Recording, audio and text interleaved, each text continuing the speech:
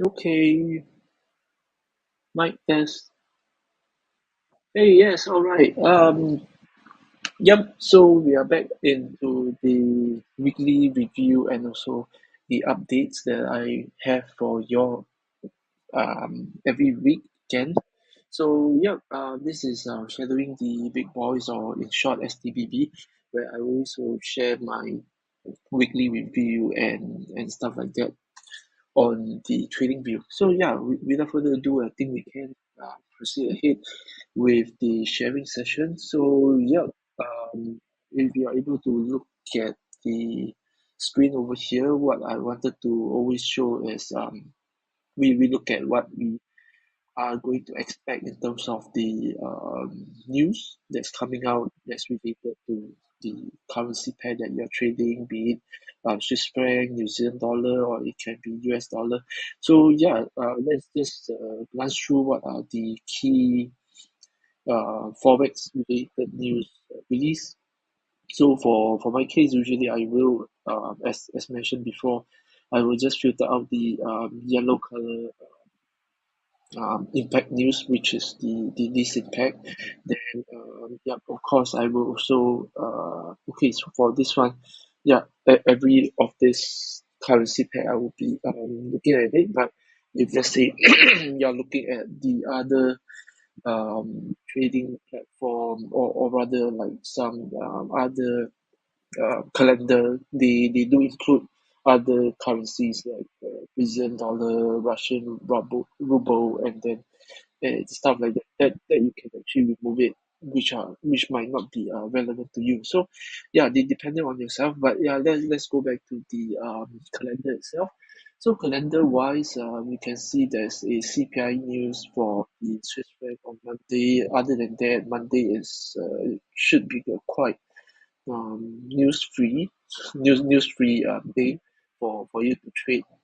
And then subsequently on Tuesday, Wednesday, Tuesday wise, you should be expecting quite a bit of the volatility on the US dollar because of the CPI, and CPI, is related to the uh, we call it inflation. So yeah, if it's related to inflation and the market is usually I mean, often than not, for now, is more sensitive to the inflation or inflation related news, then yep, that will affect the movement of the USD, and of course your index and all that will be affected as well. Then Wednesday, yep, you do have some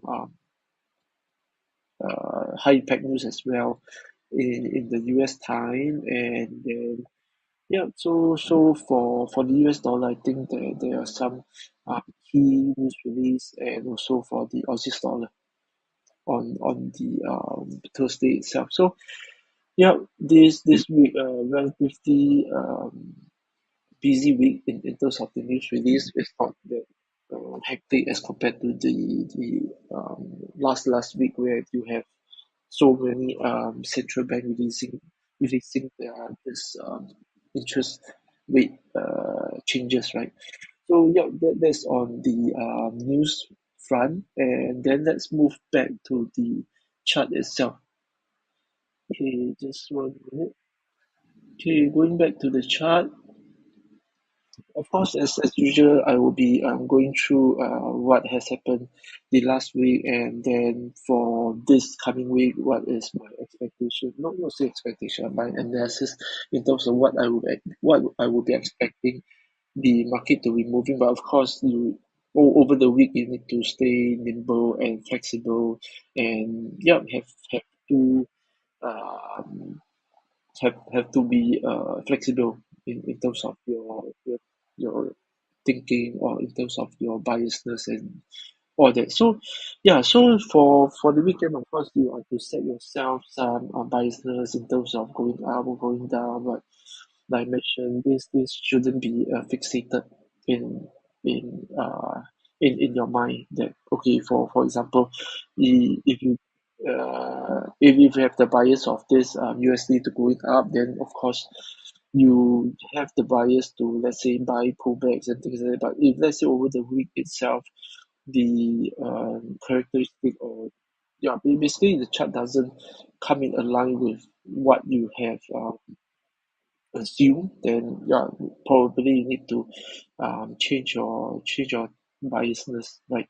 Okay, so last week what actually happened was it's pretty boring week, I would say. Yeah, for the fact that in terms of course, if you're trading on the US dollar, then it it hasn't been much of a move, or a nice move, if let's say you're trading on a mid time frame, yeah, like let's say H1 or higher. So yeah, Monday we did see a quite a move upwards, but subsequently the what call that, the US dollar just went on range. So for last week, what I have mentioned is that, yeah, okay, I did also update on my trading ideas. You can take a look later on for this coming week analysis that I have for you all. Then for the last week wise, of course, I went on for the USD, and then subsequently I was looking at this pound USD for a short. Okay, then but then of course the price did went down for the pound USD, but after that it started to also range bound and stuff like that. So for the pound Aussies wise, also we can revisit and see what actually happens on the pound Aussies. So for pound Aussies, what I have mentioned is that let me take a look. Pound Aussies.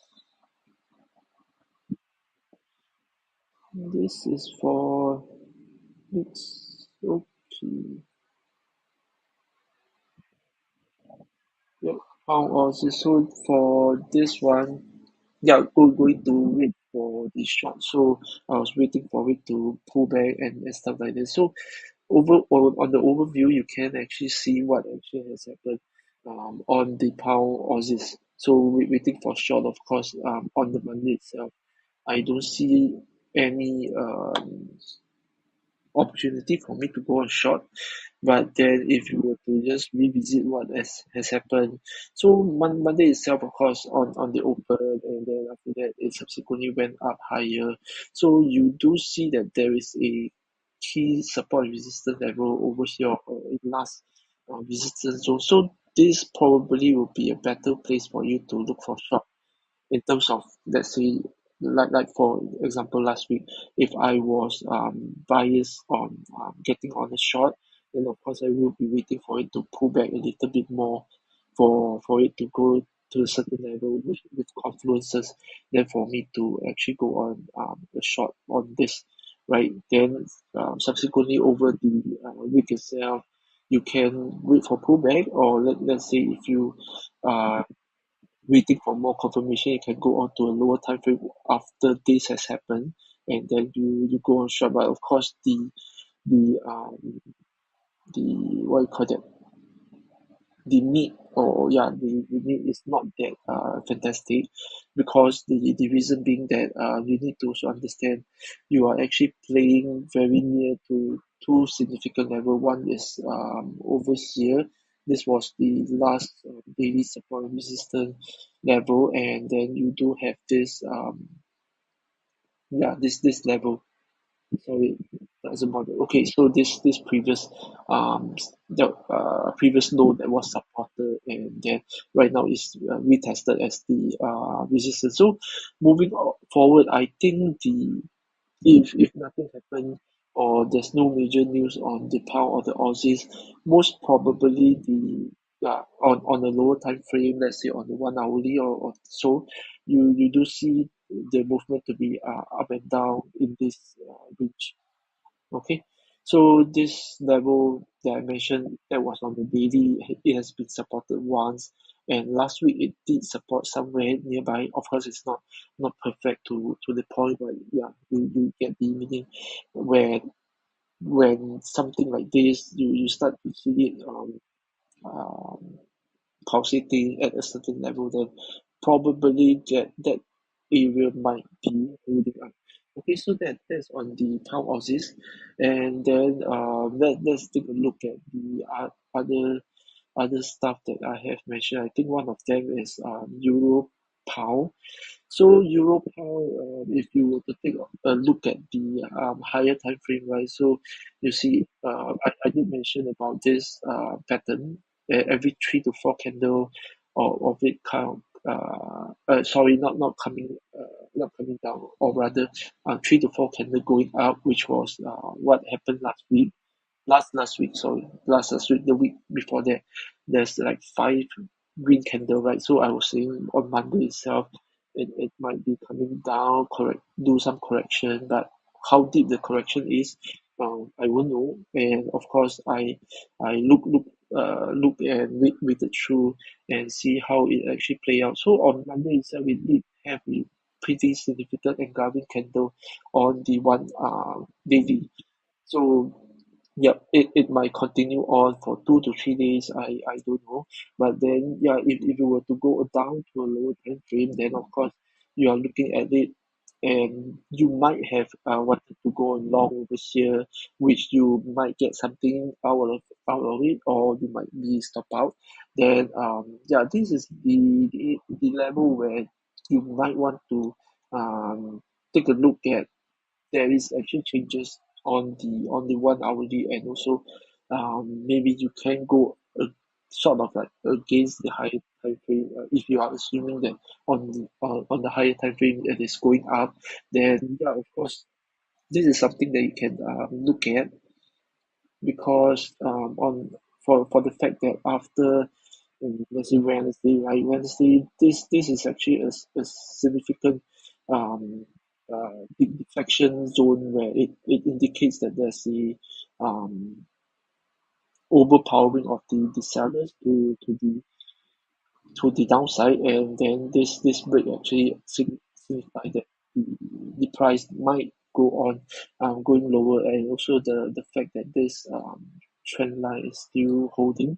So for now, even on the lower time frame, on 1 hourly, um, you need to wait for it to see some significant breakout, and then subsequently maybe that if there's a pullback, then you go on to go look for long. If not, then this level might, yeah, I mean, if you're looking at it to pull back, because on the higher time frame you did have a higher high over here, which you're looking for a higher low for you to go in, to buy by this euro pound, right? But so far on the lower time frame, we don't see anything that is significant enough for you to change your bias yet on the lower time frame. So yeah, this is where you might want to just keep a lookout this area. Yeah, just what do you call that, mark it out, and see if there's any change in the characteristic of this pullback.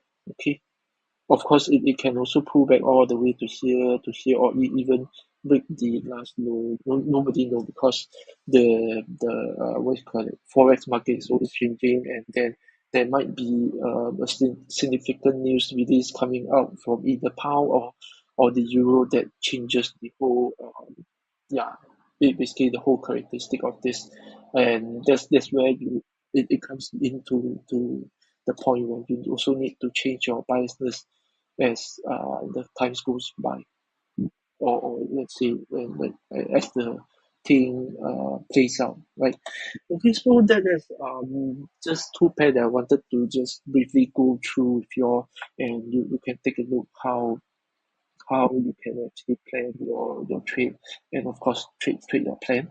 So yeah, let's see what I have mentioned in the trading ideas. So trading ideas wise, this way, of course, yeah, I was talking about this US dollar going back to the square one, where it in this instance is it has a initial push up on Monday itself. So this was the close. It closed at here, and then it came back up to here, the same level again, same as Monday. So this, you can see it, if let's say you are bullish that this recent support and I mean this support and resistance level is to be broken, then of course this you might assume that it is a rounding bottom for or let's say it's a flag for you to buy this pullback, right? So this for me rather I am also a bit slightly more biased into going on long for the US dollar because the thing is that of course on the higher time frame if you are looking at the higher time frame it seems that it's still on the downtrend, right? And if you do have this trend line over here, then of course it is technically still a downtrend where you are looking for rejection over here. So yeah, you need to be a bit more you need to be also open-minded as in if this doesn't work out then yeah probably you are going to go on short on the US dollar, right? Rather than going on long. Sorry. Yep. So for now, I am a bit slightly more biased in this pushing up. Reason being, of course, is because of this long tail that you do have on the low end, and it's trying to push up the price. And let's see what happens. If let's say for the week to come, you do see a give me 1 minute. I just want to draw. Yeah, so if we do see a good candle, good breakout candle, most likely, this yeah, most likely it's going to be going up for the for the USD. But if not, like I mentioned, if hello, my test. Okay, so yeah, if let's say for example I like mentioned, if there's some big rejection over here and this if you go to the lower time frame of course like on the 1 hourly this trend line is going is already broken and of course your business should be it heading downwards. Okay, so that is that for the USD. And then of course likewise if you are looking at euro USD pound USD and all that it should reflect the same or not the same but rather on the opposite end of the spectrum. That is if you are bearish on USD then of course for pound for euro and all the counter currency we should be bullish about them. But yeah, so right now you do have some sign of it breaking for like pound dollar and then for Aussies dollar as well. It that there's some sign of weakness to be seen over for this major currency. Okay, so there's some weakness and then that's that on the USD. Then for the other pair that I have mentioned right today is yeah I think I mentioned about this already pound Aussies.